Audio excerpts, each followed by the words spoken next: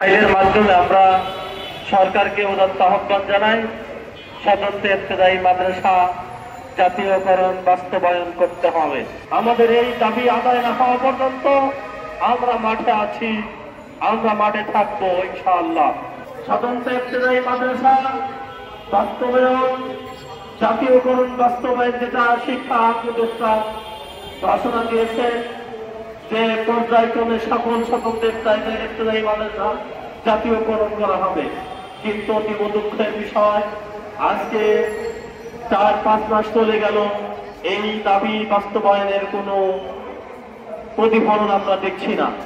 এজন্য আমরা সরকারকে উদাত্ত আহ্বান জানাই, অনতিবিলম্বে স্বতন্ত্র ইবতেদায়ী মাদ্রাসা জাতীয়করণের জন্য আমরা সাংবাদিক ভাইদের মাধ্যমে উদাত্ত আহ্বান জানাই।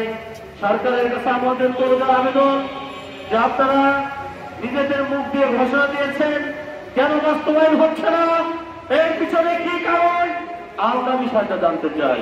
আজকে থেকে আন্দোলন শুরু হয়েছে, এর চাইতে সারা বাংলাদেশ থেকে স্বতন্ত্র ইবতেদায়ী মাদ্রাসার সমস্ত শিক্ষকরা চলে আসবে, যারা পরিস্থিতি সামাল দিতে অনেকটাই হিমশিম পেতে হবে।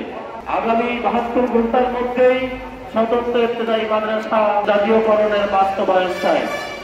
পরিশেষে আমি দেশের সকল স্বতন্ত্র ইবতেদায়ী মাদ্রাসার শিক্ষকদের বলবো, আপনারা চলে আসুন এবং সরকারকে আহ্বান জানাচ্ছি, আপনারা দ্রুত এর বাস্তবায়নের ব্যবস্থা হলো।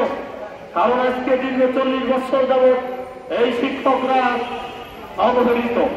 আমাদের এক দফা এক দাবি, স্বতন্ত্র ইবতেদায়ী মাদ্রাসা জাতীয়করণ বাস্তবায়ন চাই।